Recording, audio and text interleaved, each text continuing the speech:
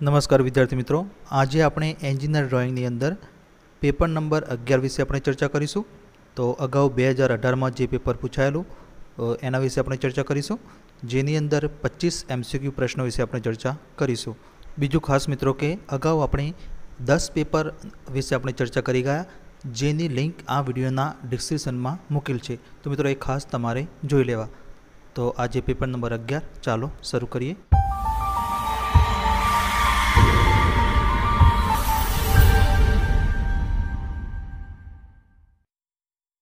पहलो प्रश्न, the basic principle involve in arriving at the size of drawing sheet which side X and Y are एटले के drawing शीटना size सुधी पहोंचवामां सामेल मूलभूत सिद्धांतों खाली जग्या छे जेनी बाजुओ एक्स अने वाय छे।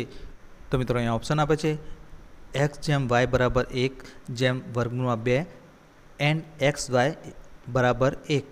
त्यारबाद बी एक्स जेम वाय बराबर वर्गमूळमां 2 जेम 1 एंड एक्स वाय बराबर 1। सी एक्स जेम वाय बराबर 1 जेम वर्गमूळमां 2 अने एक्स वाय बराबर 1/2 अने डी एक्स जेम वाय बराबर 1 जेम वर्गमूळमां 2 अने एक्स वाय बराबर वर्गमूळमां 2।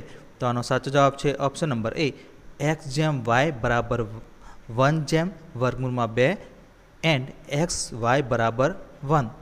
तो मित्रों अहींया आपणे एक रिलेशन बिटवीन टू साइड जे सीटनी होय छे एनो अहींया आपणे आकृति पण लीधेली छे अने अहींया बाजुमां एक बेसिक प्रिंसिपल जे छे ए पण अहींया आपणे लीधेलो छे। The basic principle involve in arriving the size are.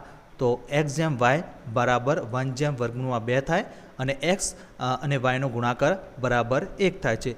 तो आनो साचो जवाब छे ऑप्शन नंबर ए एक्स जेम वाय बराबर 1 जेम वर्गमूळमां 2 अने एक्स वाय बराबर 1। त्यारबाद बीजो प्रश्न, the edges of the drawing board on which T square is made to slide is called edge. एटले के ड्रॉइंग बोर्डनी धार के जेना पर टी स्क्वेर स्लाइड करवामां आवे छे तेनी खाली जग्या कहेवामां आवे छे। तो ऑप्शन ए बेटन्स, बी वर्किंग धार एटले के वर्किंग एज, सी इबोनी अने डी आमांथी कोई नहीं एटले के नॉन ऑफ धीस। तो आनो साचो जवाब छे ऑप्शन नंबर बी वर्किंग धार एटले के वर्किंग एजीस। तो मित्रों अहींया समझ माटे आपणे जे ड्रॉइंग बोर्ड आवे छे एनी आकृति पण आपणे लीधेली छे। आ जे आकृति लीधेली छे ए बॉटम एटले के नीचेनी बाजुनुं जे ड्रॉइंग बोर्ड आवे छे ए आ रीतनुं होय छे। त्यारबाद बीजी आकृति जे टॉप एटले के उपरथी आपणे ड्रॉइंग बोर्ड जोईए तो आ रीते देखाय छे अने अहींया टी स्क्वेर पण अहींया गोठवेलुं छे। तो ड्रॉइंग बोर्डनी धार के जेना पर टी स्क्वेर स्लाइड करवामां आवे छे तो तेने वर्किंग धार एटले के वर्किंग एज कहेवामां आवे छे। तो मित्रों अहींया उपरनी जे आकृति छे एमां आपणे अहींया वर्किंग एज पण अहींया बतावेली छे। त्यारबाद तीजो प्रश्न, which of the following is the correct statement for dimensioning a view एटले के व्यूना डायमेंसिंग एटले के परिमाण माटे नीचेनामांथी कयुं विधान साचुं छे। तो ऑप्शन ए ते बधाने परिमाणित भागोनी नजीक मूकवा जोईए, बी ते बधाने व्यूनी अंदर मूकवा जोईए, सी तेओ छुपायेला रेखाने बदले दृश्यमान रेखाओमांथी चिन्हित होवा जोईए अने डी एक व्यूमां दर्शावेल परिणामों बीजा व्यूमां पुनरावृत्ति थई शके छे। तो आनो साचो जवाब छे ऑप्शन नंबर सी तेओ छुपायेला रेखाने बदले दृश्यमान रूपरेखामांथी चिन्हित होवा जोईए एटले के they should be mark from visible outline rather than from hidden line.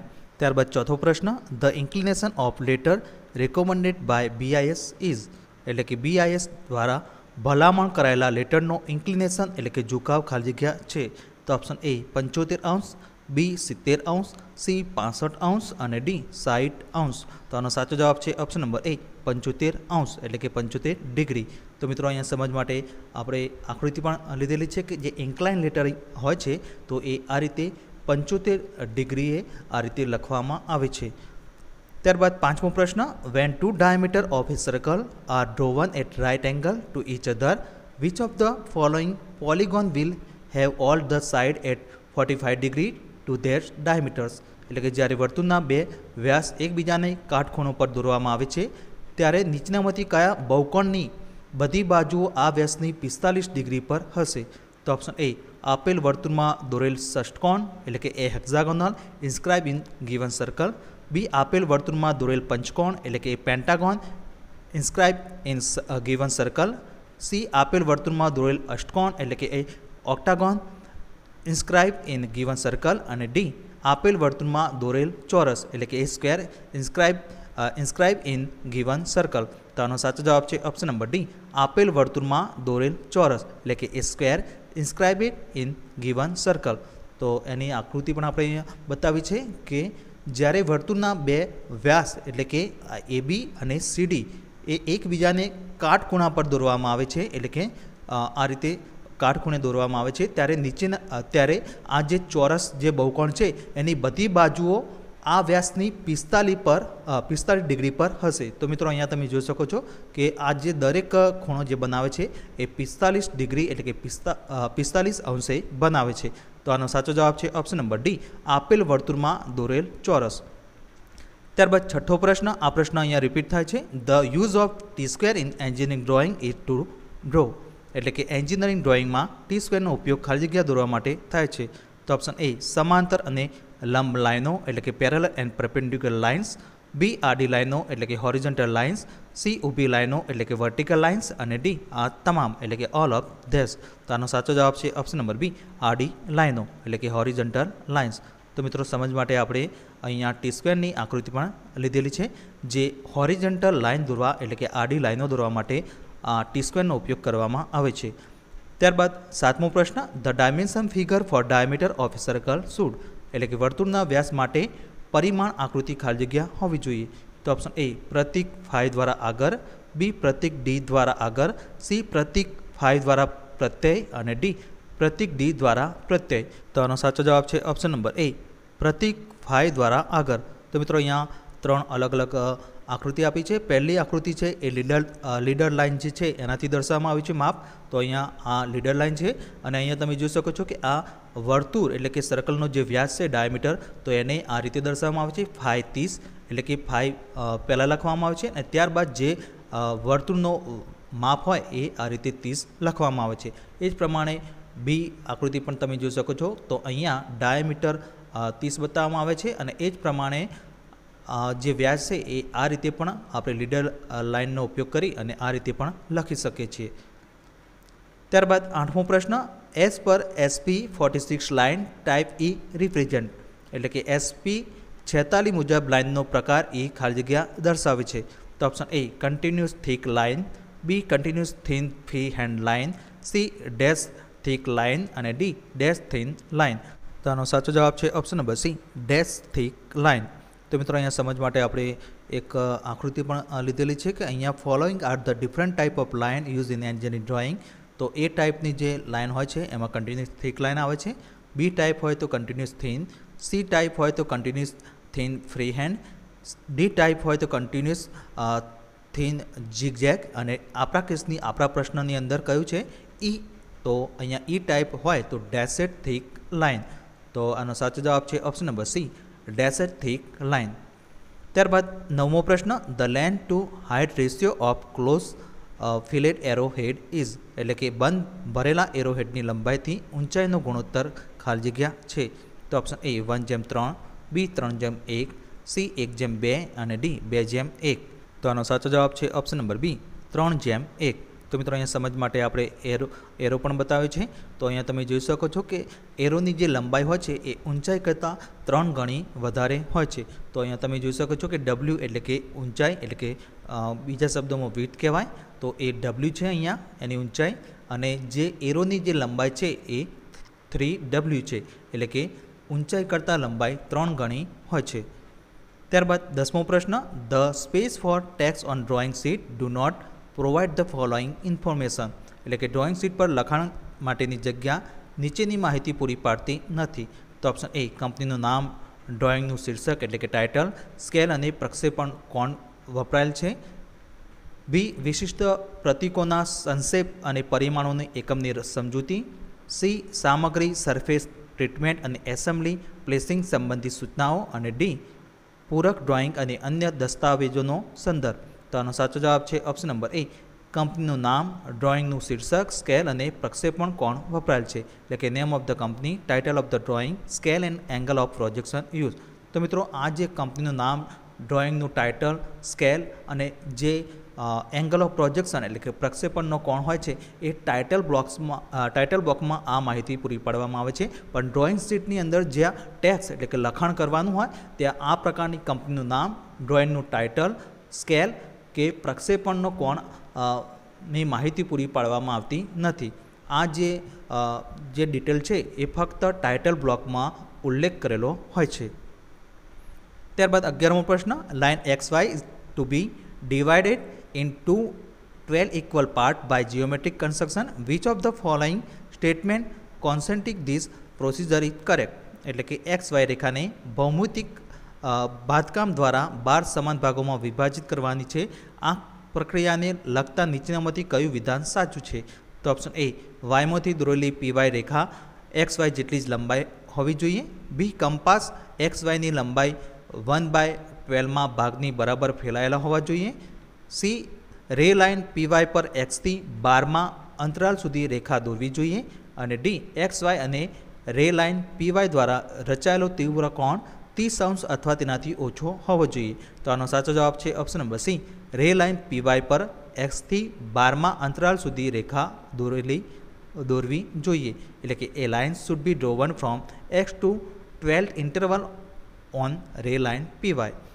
ત્યારબાદ 12મો પ્રશ્ન, the drawing sheet nearest to foolscap paper is. એટલે કે ફૂલસ્કેપ પેપરની નજીકની ખાલી જગ્યા ડ્રોઈંગ શીટ છે. તો ઓપ્શન એ A0, બી A3, સી A4 અને ડી A2. તો આનો સાચો જવાબ છે ઓપ્શન નંબર સી A4.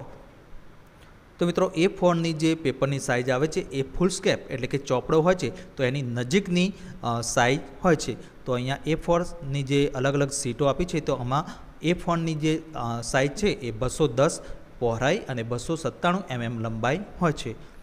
ત્યારબાદ 13મો પ્રશ્ન, hatching line are drawn at an angle of to the axis or to the main outline of the section. એટલે કે હેચિંગ લાઇન ધરીના ખૂણા પર અથવા વિભાગોની મુખ્ય રેખા ખાલી જગ્યા પર દોરવામાં આવે છે. તો option A 60 degree, B 45 degree, C 30 degree અને ડી 90 ડિગ્રી. તો આનો સાચો જવાબ છે ઓપ્શન નંબર બી 45° એટલે કે 45 ડિગ્રી. તો મિત્રો સમજ માટે આપણે અહીંયા આકૃતિ પણ બતાવી છે કે હેચિંગ લાઇન જે આવે છે તો એ 45°ના ખૂણે આ રીતે દોરવામાં આવે છે અને એ બે લાઇનો વચ્ચેનું અંતર જે હોય છે એ 2.5 મિલીમીટર રાખવામાં આવે છે. ત્યારબાદ 14મો પ્રશ્ન, which angle cannot be made with either a 45 or 30, 60 triangle or a combination of the two. એટલે કે 45° અથવા 30°, 60° ત્રિકોણ અથવા બેના સંયોજનથી કયો કોણ બનાવી શકાતો નથી? તો ઓપ્શન એ 90°, બી 70°, સી 30° અને ડી 15°. તો આનો સાચો જવાબ છે ઓપ્શન નંબર બી 70°. તો મિત્રો અહીંયા તમે જોઈ શકો છો કે 90°નો ખૂણો બનાવવો હોય તો 60 અને 30 આપણે સંયોજન એટલે કોમ્બિનેશન કરીશું તો ટોટલ કેટલો થશે 90°. એ જ પ્રમાણે સી એટલે કે 30°નો થાય છે અને ડી 15°નો કરવો હોય તો 45 ડિગ્રીમાંથી આપણે 30 ડિગ્રી બાદ કરીશું તો 15° મળશે. તો આ જે ઓપ્શન આપે છે એમાં 70 ડિગ્રીનો એટલે કે 70°નો ખૂણો છે એ આપણે 45, 30 અને 60 જે ખૂણાઓ છે ટ્રાયંગલ ત્રિકોણ તો એનો સંયોજન એટલે ભેગા કરવાથી એ ખૂણો બનતો નથી. એટલે આનો સાચો જવાબ છે ઓપ્શન નંબર બી 70° એટલે કે 70 ડિગ્રી. ત્યારબાદ 15મો પ્રશ્ન, આ પ્રશ્ન પણ અહીંયા રિપીટ થાય છે. Projection of an object shown by 3 view is known as. એટલે કે 3 વ્યૂ દ્વારા દર્શાવવામાં આવેલ ઓબ્જેક્ટનું પ્રોજેક્શન ખાલી જગ્યા તરીકે ઓળખાય છે. તો ઓપ્શન એ પર્સ્પેક્ટિવ એટલે કે પરિપ્રેક્ષ્ય, બી આઇસોમેટ્રિક, સી ઓર્થોગ્રાફિક અને ડી ઓબ્લિક. તો આનો સાચો જવાબ છે ઓપ્શન નંબર સી ઓર્થોગ્રાફિક. તો મિત્રો અહીંયા સમજ માટે એક આકૃતિ પણ લીધેલી છે કે અહીંયા આ જે ડાબી બાજુનો જે વ્યૂ છે તો એને આઇસોમેટ્રિક વ્યૂ કહેવાય, ઓબ્જેક્ટ કહેવાય. અને આપણા કેસની અંદર જે પ્રશ્ન પૂછેલો છે કે 3 વ્યૂ દ્વારા દર્શાવવામાં આવેલ ઓબ્જેક્ટનું પ્રોજેક્શન ખાલી જગ્યા તરીકે ઓળખાય છે. તો અહીંયા તમે જોઈ શકો છો કે આ જે 3 વ્યૂ દોરવામાં આવે છે આ જે ઓબ્જેક્ટના પહેલો છે ફ્રન્ટ વ્યૂ, ત્યારબાદ સાઇડ વ્યૂ અને નીચેની બાજુ ટોપ વ્યૂ એટલે કે ફર્સ્ટ એંગલમાં દોરવામાં આવે છે. તો આ જે 3 વ્યૂ છે એને ઓર્થોગ્રાફિક પ્રોજેક્શન કહેવામાં આવે છે. ત્યારબાદ 16મો પ્રશ્ન, align and unidirection method of dimensioning horizontal dimension line is for placing the dimension. એટલે કે સંરેખિત અને યુનિડાયરેક્શનલ ડાયમેન્શનિંગ પદ્ધતિ ડાયમેન્શન મૂકવા માટે આડી ડાયમેન્શન લાઇન ખાલી જગ્યા છે? તો ઓપ્શન એ તૂટેલી એટલે કે બ્રોકન, બી તૂટેલી ન હોય એટલે કે નોટ બ્રોકન, સી ત્રાસી એટલે કે ઇન્ક્લાઇન્ડ, અને ડી આમાંથી કોઈ નહીં એટલે કે નોન ઓફ ધેસ. તો આનો સાચો જવાબ છે ઓપ્શન નંબર ડી, આમાંથી કોઈ નહીં એટલે કે નોન ઓફ ધેસ. તો મિત્રો જે એલાઇન અને યુનિડાયરેક્શન જે ડાયમેન્શન આપવાની જે મેથડ છે તો મુખ્યત્વે બે છે. તો આ ડાબી બાજુની જે પદ્ધતિ છે એને એલાઇન પદ્ધતિ કહેવામાં આવે છે. તો એલાઇન પદ્ધતિમાં જે પણ માપ દર્શાવવામાં આવે છે એ લાઇનની ઉપર વચ્ચોવચ આ રીતે દર્શાવવામાં આવે છે, અને યુનિડાયરેક્શન પદ્ધતિ છે તો એમાં લાઇનની વચ્ચોવચ લાઇનને બ્રેક કરવાની હોય છે અને ત્યારબાદ આ રીતે લખવાના હોય છે. બીજું મિત્રો કે આ જે તમે જોઈ શકો છો કે આ ઊંચાઈ ઓબ્જેક્ટની છે પહેલી આકૃતિમાં, તેમાં જે ઊંચાઈ 60 મિલીમીટર દર્શાવવામાં આવે છે તો એ આ રીતે લાઇનની ઉપર આ રીતે લખવામાં આવે છે. જ્યારે યુનિડાયરેક્શન જે પદ્ધતિ છે એમાં 60 આ રીતે નીચેની બાજુથી આપણે સરખી રીતે વાંચી શકીએ એ રીતે લખવામાં આવે છે. મિત્રો આ ખાસ તમારે ધ્યાન રાખવાનું છે કે અહીંયા 60 છે એ લાઇનની ઉપર આ રીતે ત્રાંસા લખવામાં આવે છે, અને યુનિડાયરેક્શન પદ્ધતિ હોય તો એમાં નીચેની બાજુથી બધા ડાયમેન્શન નીચેની બાજુથી આપણે જોઈએ તો એમાં જોવામાં સરળતા રહે એ રીતે આ રીતે ઊભા લખવામાં આવે છે. ત્યારબાદ 17મો પ્રશ્ન, which tool can be use to draw A 90 degree angle, એટલે કે 90° કોણ દોરવા માટે કયા સાધનનો ઉપયોગ કરી શકાય? તો ઓપ્શન એ 30° ત્રિકોણ, બી પ્રોટેક્ટર, સી ડ્રાફ્ટિંગ મશીન, અને ડી આ તમામ એટલે કે ઓલ ઓફ ધેઝ. તો આનો સાચો જવાબ છે ઓપ્શન નંબર ડી, આ તમામ એટલે કે ઓલ ઓફ ધેઝ. તો મિત્રો અહીંયા આપણે 30° અને 60°નું ત્રિકોણ પણ એટલે કે સેટ સ્ક્વેર જે આવે છે એ પણ આપણે અહીંયા બતાવેલું છે. એની મદદથી આપણે 90°નો ખૂણો દોરી શકીએ છીએ. ત્યારબાદ બીજું છે પ્રોટેક્ટર. તો આ બીજા નંબરની જે આકૃતિ છે અર્ધવર્તુળ, તેને પ્રોટેક્ટર કહેવાય છે. એની મદદથી પણ આપણે 90°નો કોણ એટલે કે એંગલ દોરી શકીએ છીએ. અને ત્રીજું છે ડ્રાફ્ટિંગ મશીન એટલે કે ડ્રાફ્ટર. તો આ ત્રણેયનો ઉપયોગ કરીને આપણે 90° કોણ એટલે કે એંગલ દોરી શકીએ છીએ. ત્યારબાદ 18મો પ્રશ્ન, which type of line is part of A dimension, એટલે કે કયા પ્રકારની લાઇન એટલે કે રેખા ડાયમેન્શન એટલે કે પરિમાણનો ભાગ છે? તો option A break line, B phantom lines, C extension line એટલે કે વિસ્તરણ લાઇન, સી અને ડી કટિંગ પ્લેન લાઇન. તો આનો સાચો જવાબ છે option number C, extension line એટલે કે વિસ્તરણ લાઇન. તો સમજ માટે આપણે એક આકૃતિ પણ લીધેલી છે કે અહીંયા નીચેની બાજુ આ છન્નું જે લખ્યા અને એની નીચે જે લાઇન છે એને ડાયમેન્શન લાઇન કહેવાય છે. તો ડાયમેન્શન લાઇનમાં આ જે મિત્રો આ જે ઓબ્જેક્ટ આકૃતિ આપેલી છે ફિગર, તો એમાં જે રેફરન્સ તરીકે ડાયમેન્શન આપણે લાઇન જે દોરવાની હોય છે તો કોઈ પણ આ જે આઉટલાઇન છે એનો રેફરન્સ લેવામાં આવે છે. તો આ લાઇન જે છે એને એક્સટેન્શન લાઇન કહેવામાં આવે છે. તો આ બંને બાજુ એક આ લાઇન અને આ લાઇન જે આપી છે તો એને એક્સટેન્શન લાઇન કહેવામાં આવે છે. એટલે કે એક્સટેન્શન જે લાઇન છે એ ડાયમેન્શન લાઇનનો એક ભાગ છે એટલે કે પાર્ટ છે.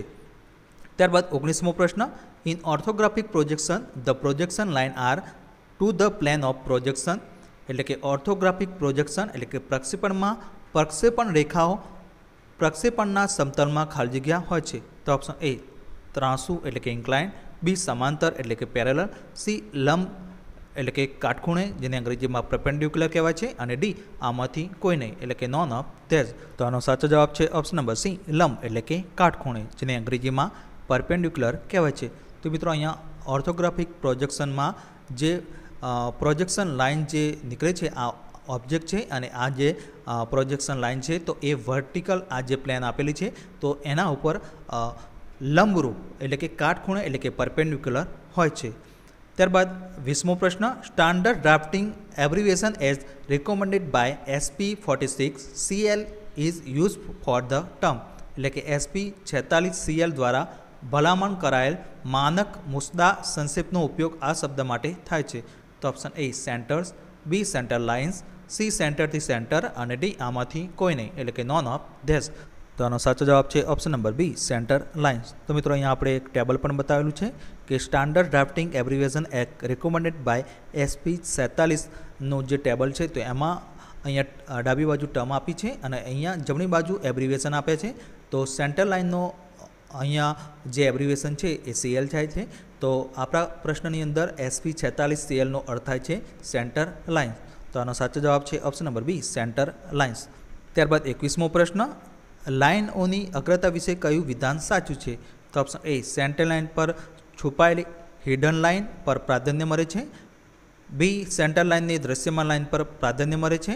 સી, મીટર લાઇન પર દ્રશ્યમાન રેખાને પ્રાધાન્ય આપવામાં આવે છે. અને ડી, આ તમામ એટલે કે ઓલ ઓફ ધેઝ. તો આનો સાચો જવાબ છે ઓપ્શન નંબર ડી, આ તમામ એટલે કે ઓલ ઓફ ધેઝ.